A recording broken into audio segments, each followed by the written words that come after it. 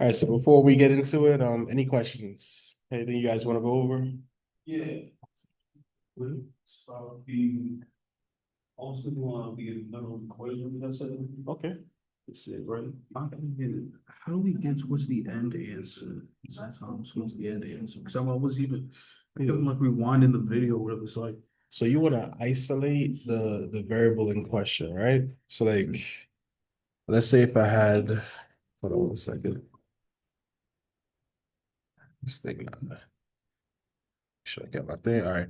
So say we had 7x minus 9y equals 63, right?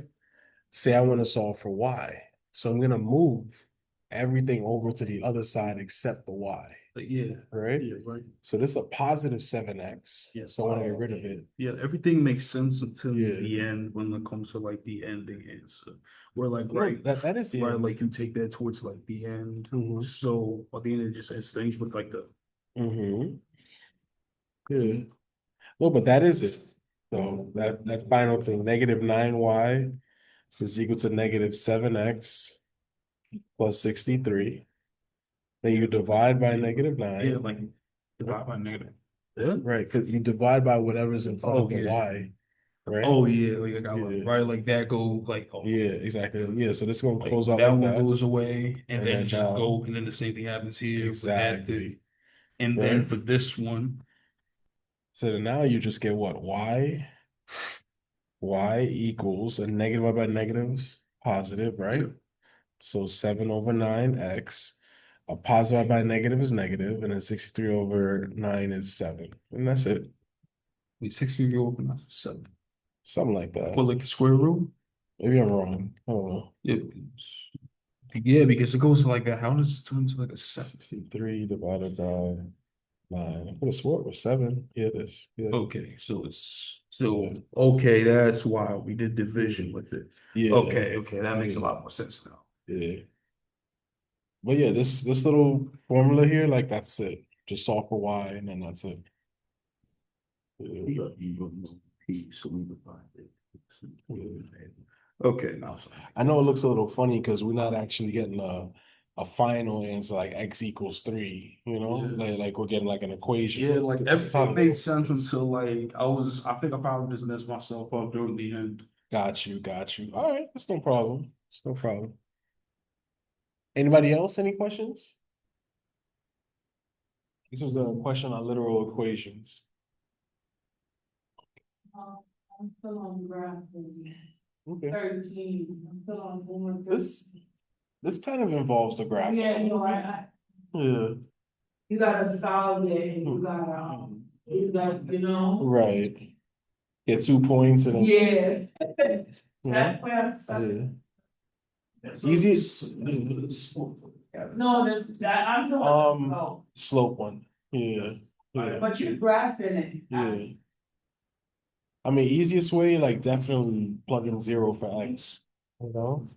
And then if you can plug in 0 for y, then that's your 2 points. So,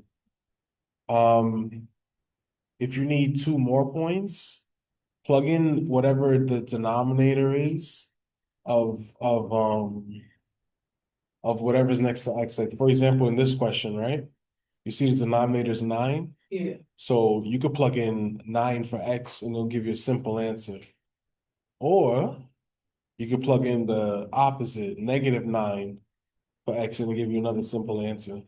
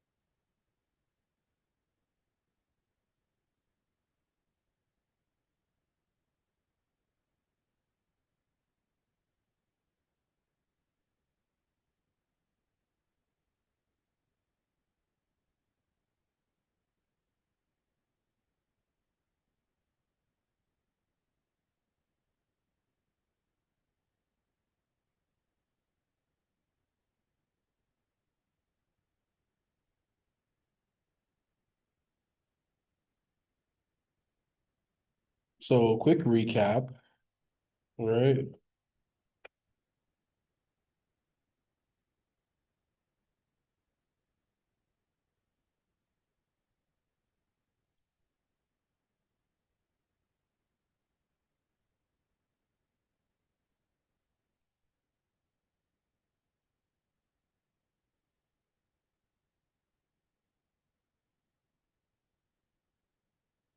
All right, so we're just gonna have a quick recap, a little bit where we left off.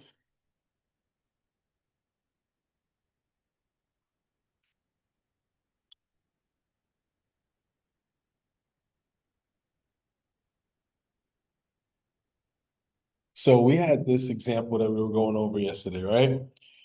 Are we influenced to buy a product by an ad we saw on TV? National Infomercial Marketing Association determined the number of times buyers of the product had watched a TV infomercial before purchasing the product. The results were shown here, 1, 2, 3, 4, 5, and the percentage of buyers, right? We can treat the information shown as an estimate of the probability distribution because the events are mutually exclusive, and the sum of the percentages is 100%. And then it asks us to compute the mean and the standard deviation. So what we did was we made a chart yesterday, right?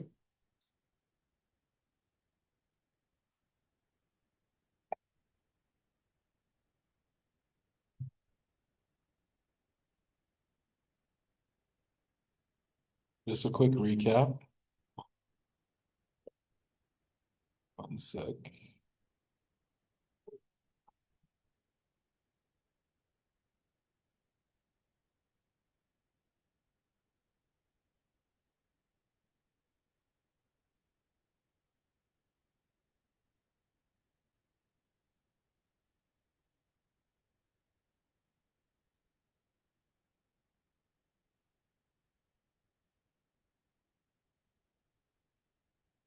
So we put the data in the first two columns of a computation table, and then we filled out all the entries. We arranged a number of times a buyer buys an infomercial before purchase. So we have our X's here, thank you, which is 1 through 5. Then we have our P of X's, right? Which is 0.27, 0.31, 0.18, etc. We did X times P of X, and then that gave us our mu, which was 2.54. And then we did the whole formula, right? X minus mu, right? Which is negative 1.54. Then we multiplied that. No, excuse me, we squared that, right? And then after that, we took the square value and multiplied it times P of X, right? So that, and then after that, we added them all up and boom, that's how we got the standard deviation, or should I say variance, excuse me, right? Which is the 1.869.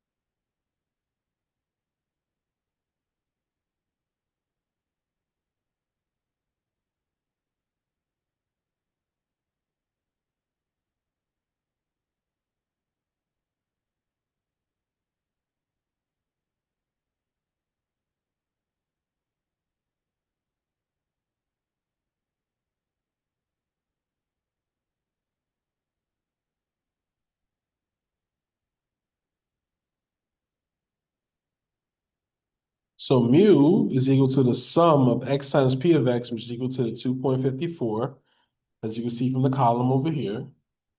Just add up all those numbers. Sigma is equal to the square root of the sum of X minus mu times P of X, which is here. And then we add it all up, we get the square root of 1.869, which gives us approximately 1.37.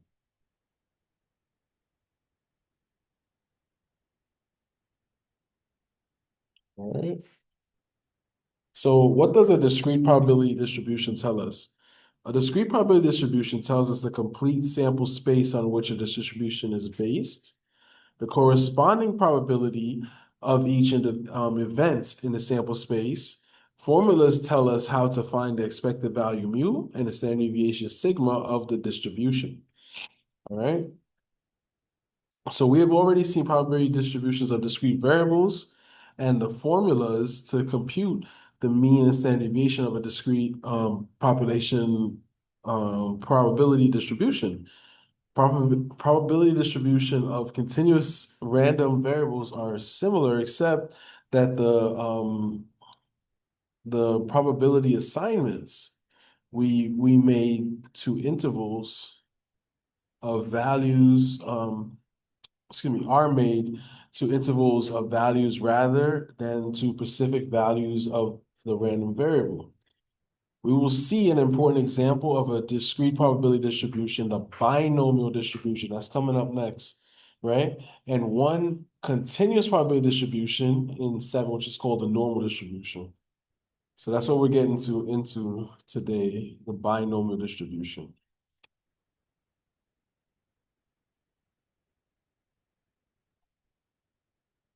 I'm sorry? This was yesterday's example, the last example that we left off with.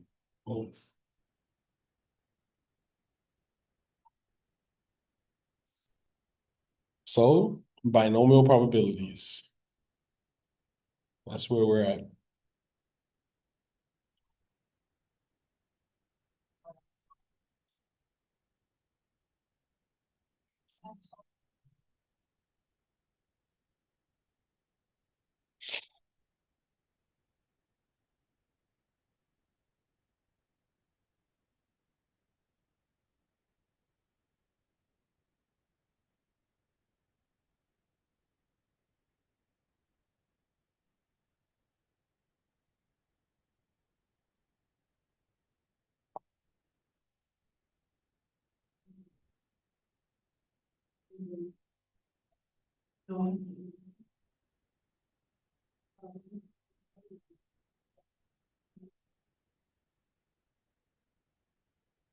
Sorry, Professor. Oh, you're fine. I gotta call my daughter. No problem. Go ahead. It'll take a minute.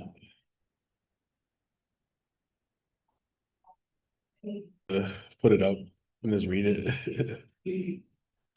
All right, look, so I got you. I got you. So the binomial experiment, right? On a TV game show, each contestant has a try at the Wheel of Fortune. I don't know if you guys ever saw that TV show, right? So the Wheel of Fortune is a roulette wheel, right? And has 36 slots, one of which is gold. If the ball lands in the golden slot, the contestant wins $50,000.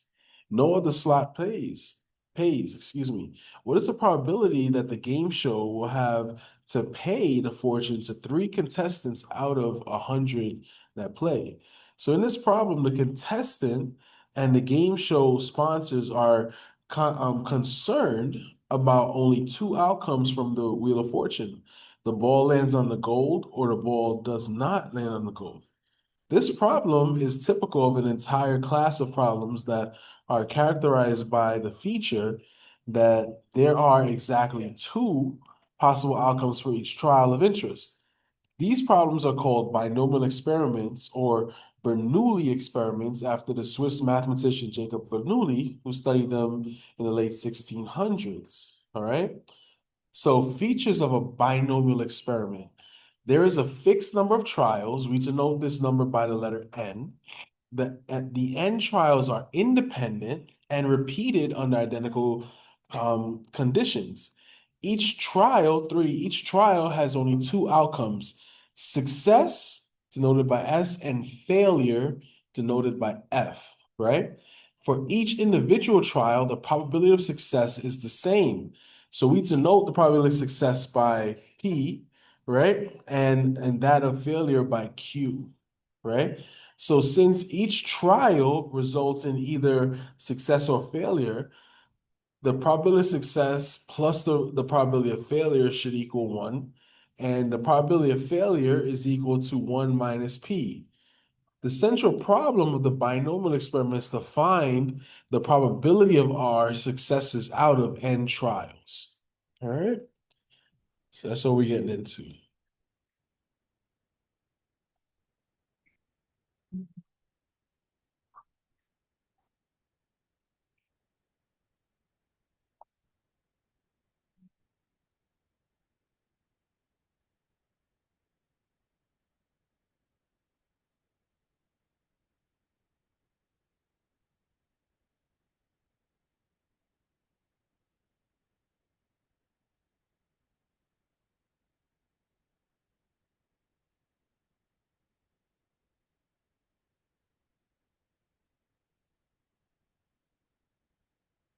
All right, here's an example. Let's see how the Wheel of Fortune problem meets the criteria of a binomial experiment. We'll take the criteria one at a time, right?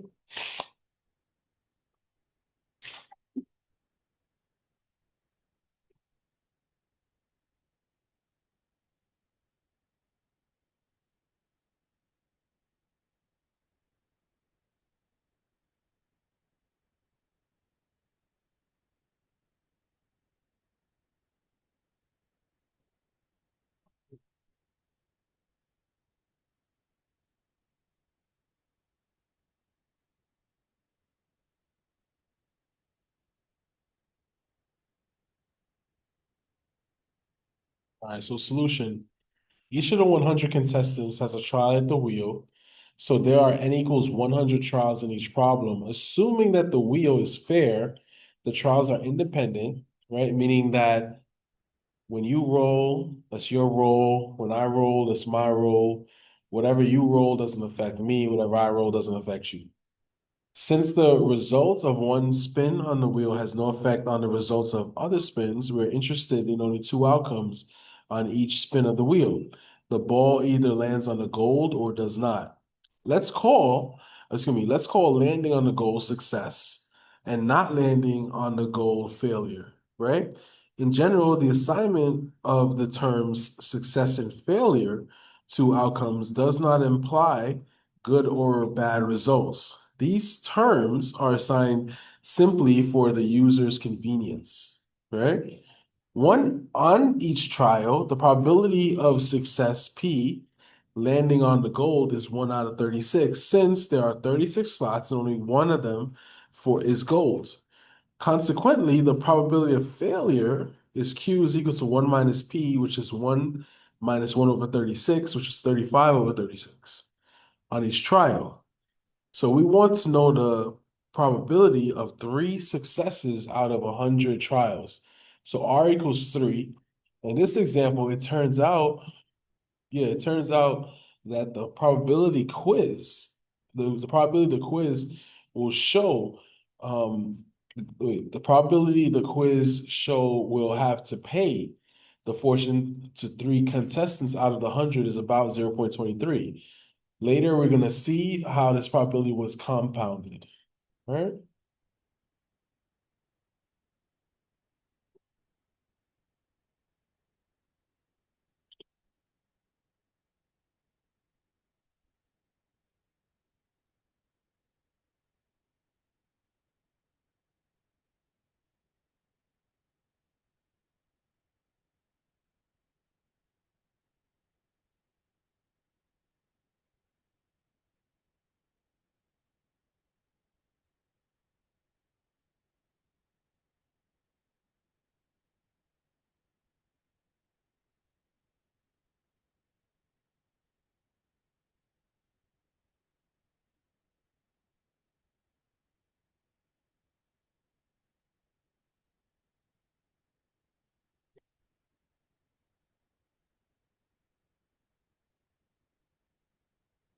All right, so anytime we make selections from population without replacement, we do not have independent trials. However, replacement is often not practical. If the number of trials is quite small, right, with respect to the population, we almost have independent trials, and we can say the situation is closely approximated by a binomial experiment. For instance, suppose we select 20 tuition bills at random from a collection of 10,000 bills issued, right, at one college, and observe if each bishop, excuse me, where did I leave off? For instance, suppose we select 20 tuition bills at random from a collection of 10,000 bills issued at one college and observe if each bill is in error or not. If 600 of the 10,000 bills are in error, then the probability that the first one selected is in error is 600 out of 10,000, or 0.06. If the first is in error, then the probability that the second is in error is 599 over 9,999, or 0.059999. Even if the first 19 bills selected are in error, the probability that the 20th is also in error is 581 out of 9,981, or 0.0582. All of these probabilities round to 0.06, and we can say that the independence condition is approximately satisfied, right?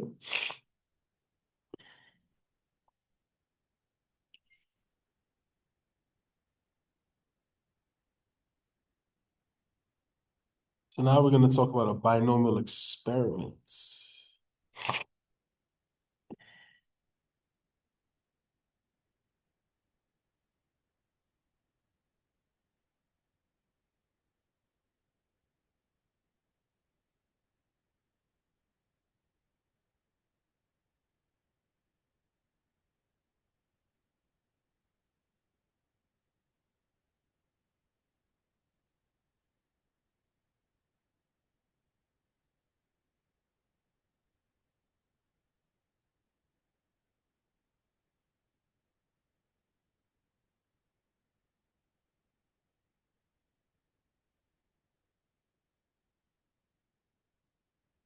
So computing probabilities for a binomial experiment using the binomial distribution formula.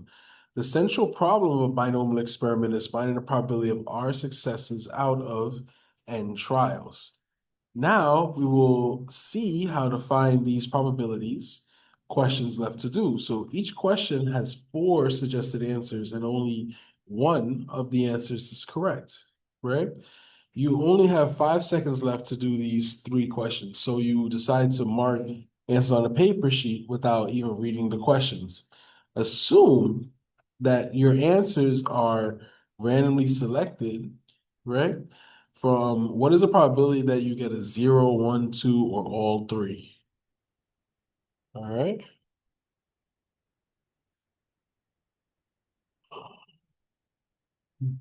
So this is a binomial experiment. Each question can be thought of as a trial. So there are n equals 3 trials. The possible outcomes on each trial is success, indicating a correction response, or failure, F, meaning a wrong answer. The trial independent in the the trials and independent the outcome of the other of one trial does not affect the outcome of the other. What is the probability of success on anyone's question, right? So since you are guessing and there are 4 answers, excuse me, from which we select, the probability of a correct answer is 0.25. The probability Q of a wrong answer is 0.75. In short, we have a binomial experiment where n is equal to 3, p is equal to 0.25, and q is equal to 0.75. Now, what are the possible outcomes in terms of success and failure for these 3 trials? Let's use the notation, right? Sample SSSF, whatever, to mean success on the first, failure on the second, failure on the third. So what are the eligible possible combinations of S's and F's? So they are SSF, okay. What else?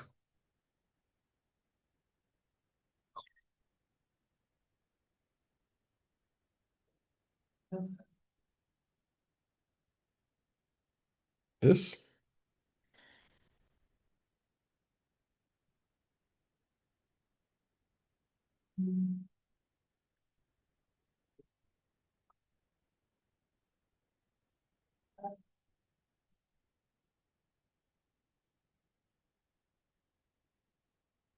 No, right? Mm-mm. No.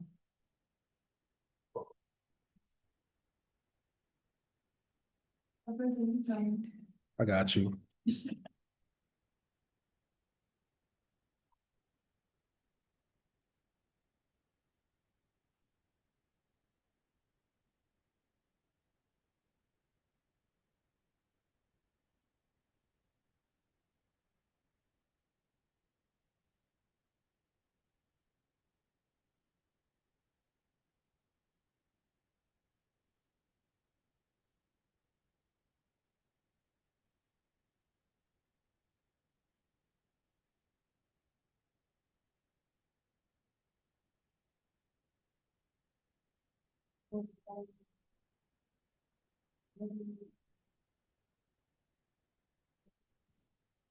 When are we gonna know what?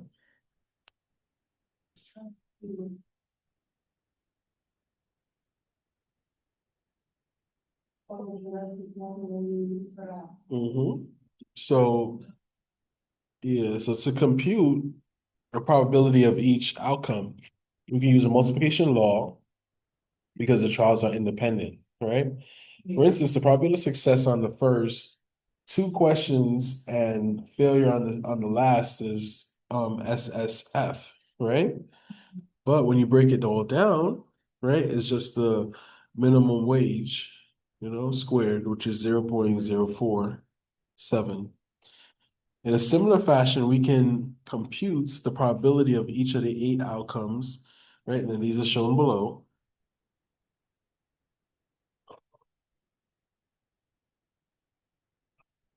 While the number of successes are associated with each company. Right? With each outline.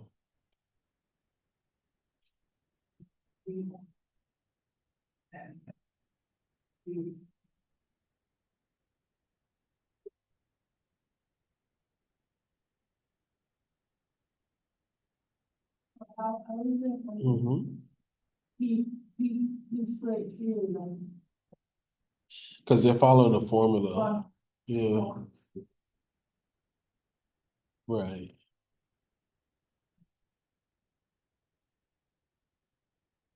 I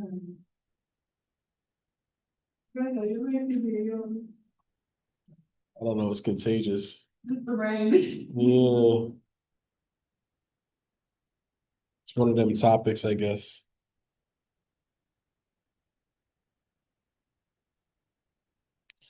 So here's a total sample space right here.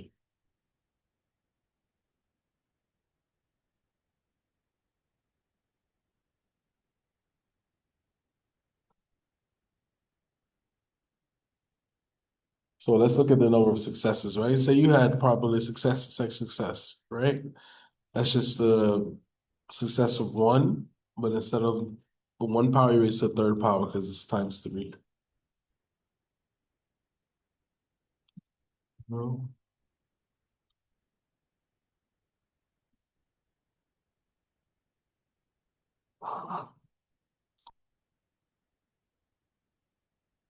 Next one is like p squared q. Just put them together, boom. So on and so forth.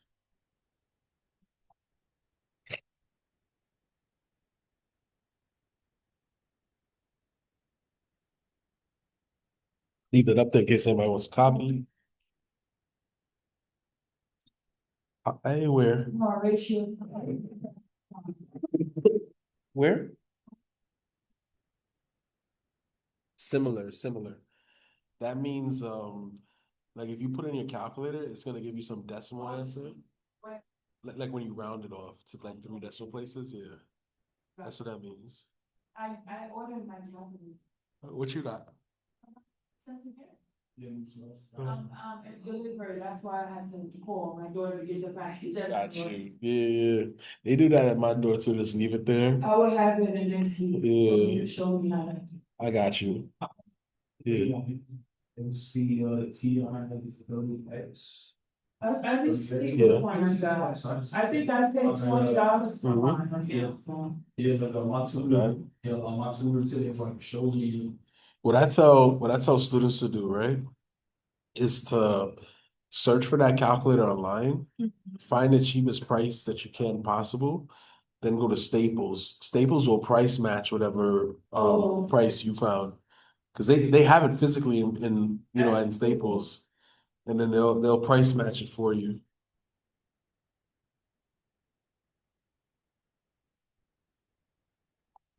Best Buy has something like that too for technology.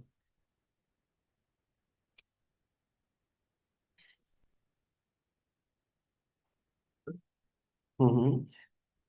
Yeah.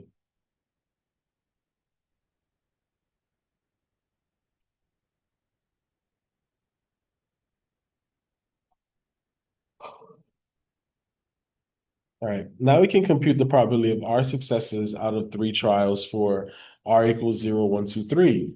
Let's compute the probability of one. So the notation probability of one stands for the probability of one success, right? For three trials. So there are three different outcomes that shows exactly one success. They are outcomes SFF, FSF, and FFS. Since the outcomes are mutually exclusive, we can add the probabilities together. So for the probability of one is going to be the probability of SFF or FSF or FFS, right? Probability of those would be PQ squared plus um PQ squared plus PQ squared plus PQ squared. You plug it in, boom, boom, boom, plug in the numbers, and that's it. Not too bad.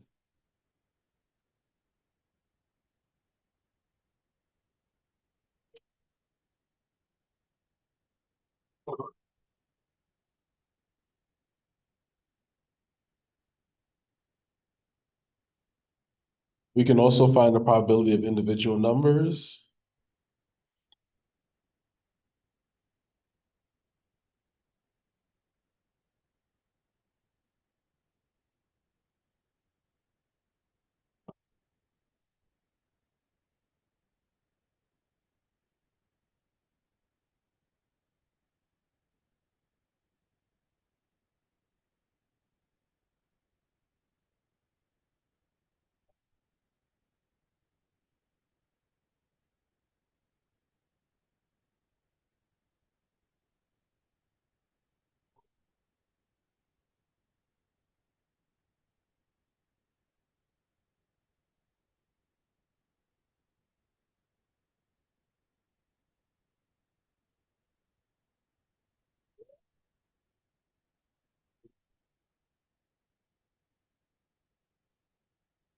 So in the same way we find probability of zero, probability of two, probability of three, these values are shown here. So if I say what's the probability of zero, you come to the zero, come across to the P of X, 0.422.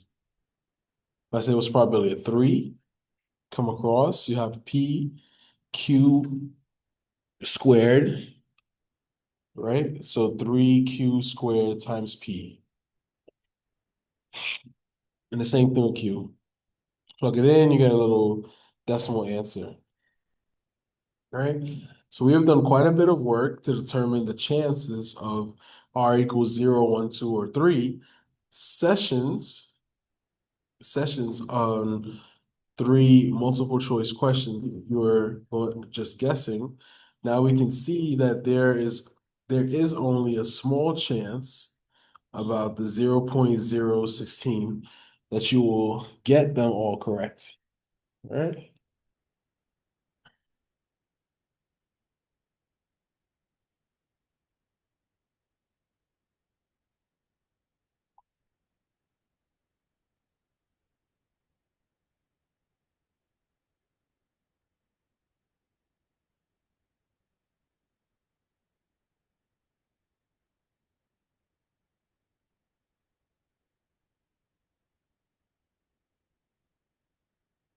So this next table can be used to as model of computing and probability of R resources, not of only three trials. So how can we how can the probability of seven successes out of 10 successes, right?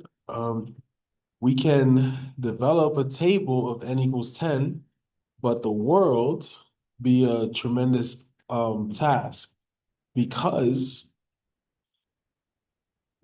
there are 1,024 people out combinations of success and failure on 10 trials, right?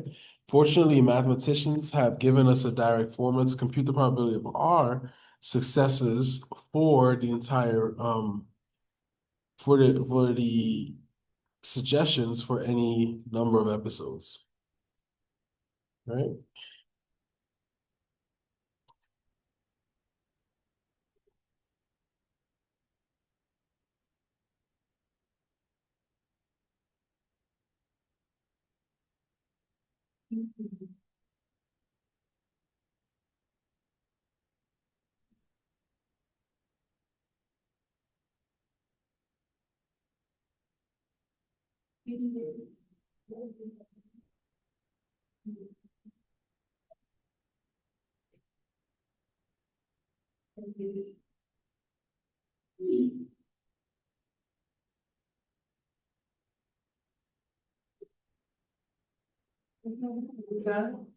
Nah, this thing is just logging me out real quick.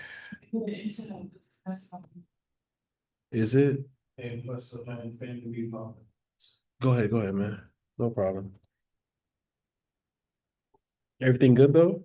Yeah, like. Everything's good? It's just, The internet is so bad. Got you. he's no one's at the house, like, super used to. Got you. Go ahead, go ahead. Come. Yeah.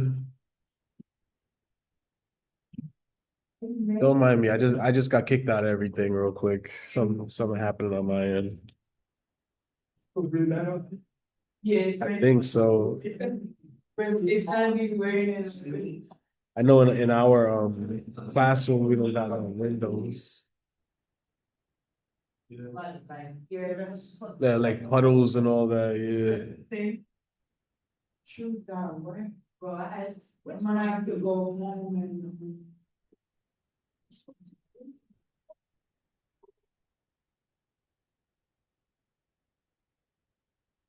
And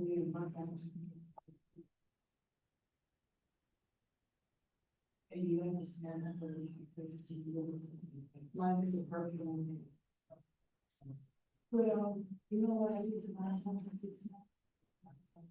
All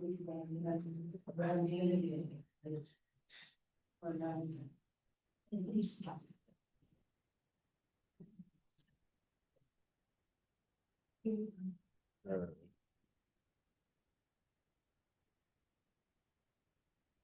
Let me just show you this, and then we can call it at that.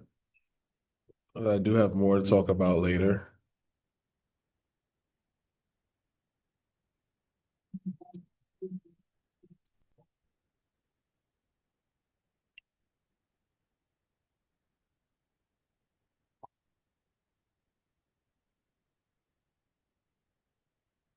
Just bear with me 1 second.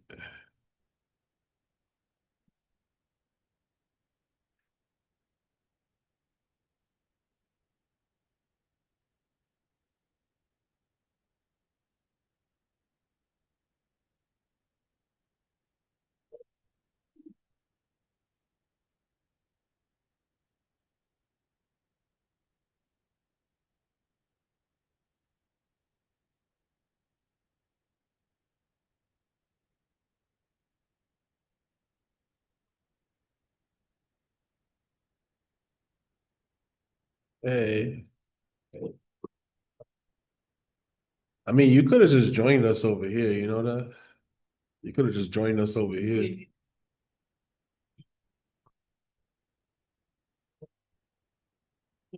I mean, this floor is tile, so it's not like, you know.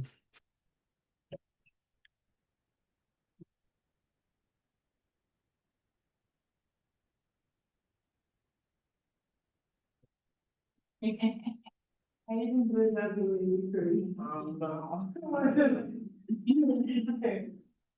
I feel it was just one of them days. That's all.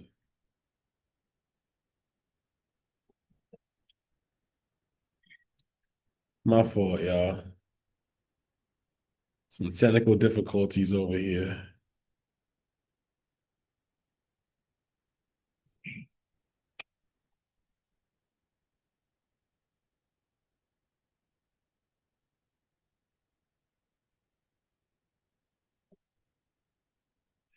All right, so the formula for a binomial probability distribution is P of R is equal to n factorial over R factorial times n minus R factorial times your probability of success raised to the R power times your probability of failure raised to the n minus R power, right? This is on your formula sheet. You don't need to memorize it, all right? Let's go through each one of these variables individually, right? So n is your number of binomial trials, right? Your sample size, right? P is your probability of success on each trial, right? That's going to be given to you in the question. Q is the opposite of P. It's your probability of failure, right? R is a random variable representing the number of successes out of n trials, right? So 0 is less than or equal to R, which is less than or equal to n. R is your number of successes. Factorial, which is the exclamation mark, right? In mathematics, right? That denotes the product of all integers between 1 and n. For instance, 4 factorial is 4 times 3 times 2 times 1 is equal to 24, right? 1 factorial is equal to 1. 0 factorial is equal to 1. All right, those are special factorials. And then, of course, that combination that you have in the front, right? N choose R, that's going to be n factorial over R factorial times n minus R factorial is called the binomial coefficient, right? So that gives us values of n choose R for select n and R, right? So many calculators have the key designated for NCR that gives the value of NCR directly, right? So note, the binomial coefficient n choose R represents the number of combinations of n distinct objects. N is equal to the number of trials in this case, taken R at a time. R is equal to your number of successes. It's a count, right? Number of successes. For more information about this, you can see in another section. Let's look more carefully at the formula for the probability of R.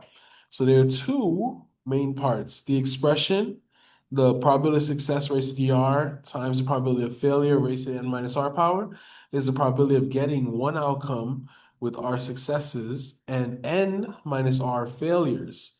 The binomial coefficient n choose R counts the number of outcomes that have R successes and n minus R failures. For instance, in the case of n equals 3 trials, we saw in the previous table that the probability of getting an outcome with one success, hold on,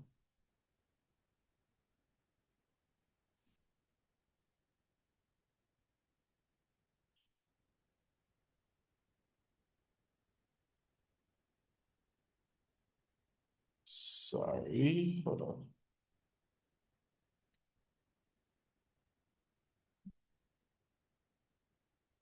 Here we go.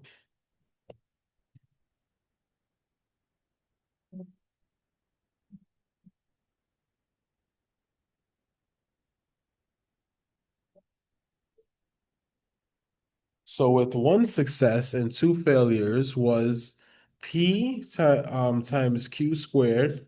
This is the value of P to the R power times Q to the N minus R power when R equals 1 and N equals 3. We also observed that there are 3 outcomes with one success and 2 failures, right? So 3 choose 1 is equal to 3, right?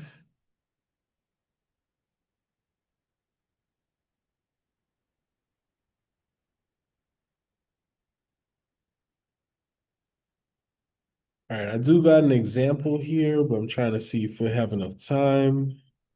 Yeah, we got enough time for this. It's not too bad.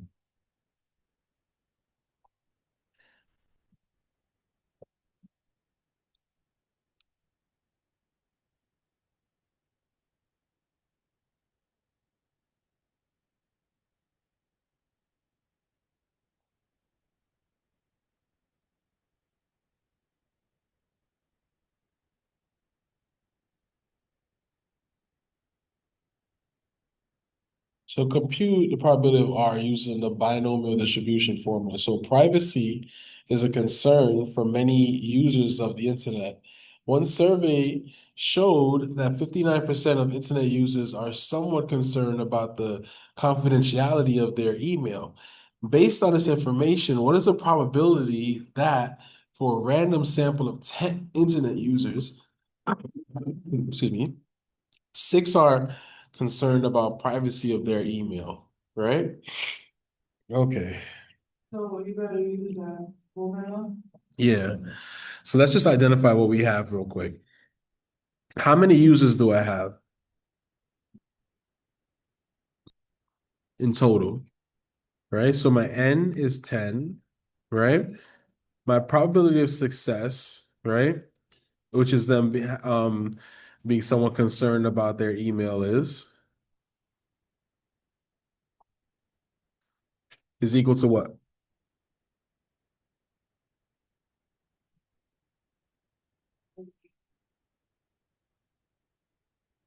It's six. Uh-uh. Not six. The probability of success, I'm asking you. Remember, probability can only be between 0 and 1, right? Can it be a percentage?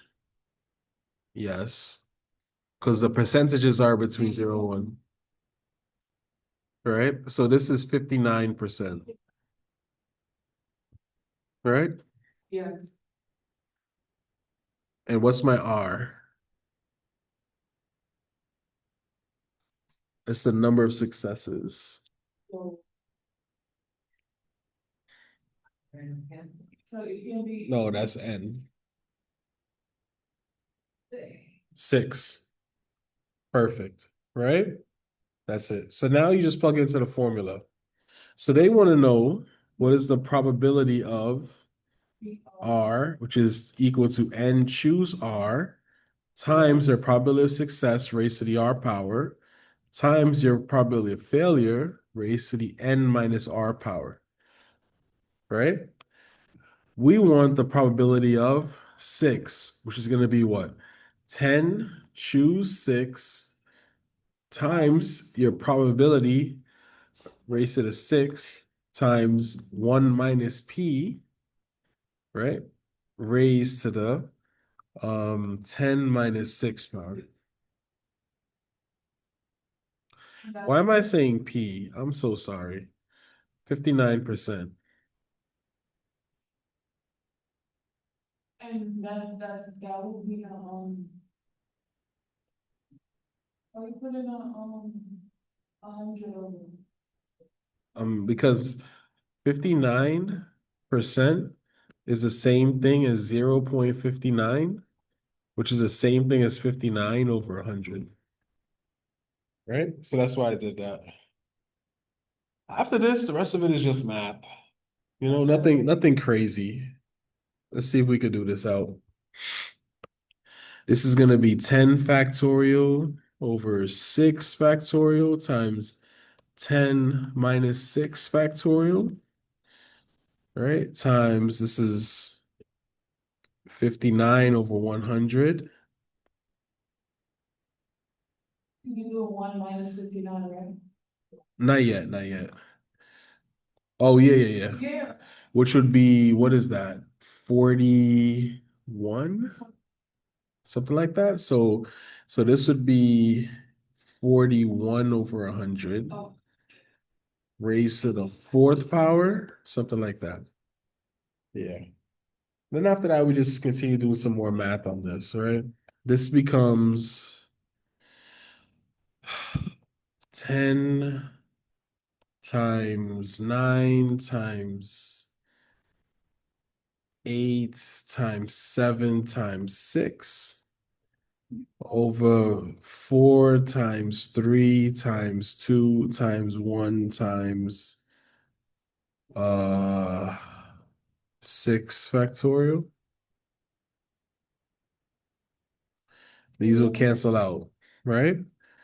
So you can also reduce these a little bit. 4 goes into 4 ones, 4 goes into 8, what, 2 times? 3 goes into 3 ones, 3 goes into 9 3 times. And then 2 goes into 2 ones, and just kill the 2 up here. I got you. I got you. I got you. So look, 10 times 3 over 1. No, I missed the 7. Hold on, I missed the 7. Yeah, that's it. That's it. This 2100. No, 210. Ah, my math is there. My English is not right now. 210. So that is just the first part. So I have 210 over 1 times, I have no idea what 59 to the 6th power is, over 100 to the 6th power, and then 41 to the 4th power over 100. I have no idea what that is. But when you finish doing the math on that, y'all got calculators, that division or whatever, that's going to be your binomial experiment right there. So that's the probability of 6. But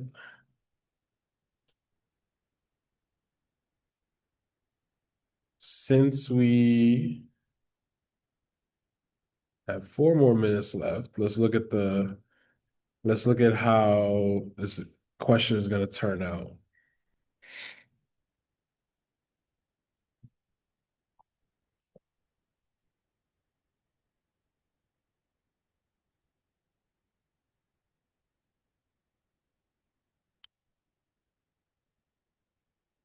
So finishing this out, this is what we should ultimately end up with, right? So after all the math is done, 0.25. Approximately, not exactly, right? It might be 0.249, whatever, and then they round it up, something like that, right? And that's it. Questions on this? Um, It's not so bad. It's not so bad, but I got confused. Go up. Okay.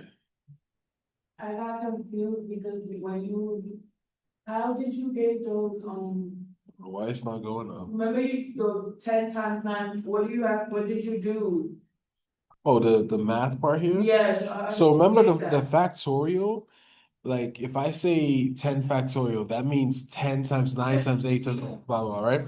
So the formula, I had 10 factorial over 6 factorial times 10 minus 6 factorial, right? So eventually that became what? 10 factorial over 6 factorial times 4 factorial. So what I did was I expanded the 4 times 3 times 2 times 1, but I didn't expand the 6 because I was going to cancel the 6 on the bottom with the 6 up top, you know? So now all I had to worry about was 10, 9, 8, 7 divided by 4, 3, 2, 1. Okay. And then I reduced those numbers to make my math easier, you know? Right. So yeah. All right, let's call it at that. See y'all Tuesday. Yeah, my homework should be done, or my dad. All right.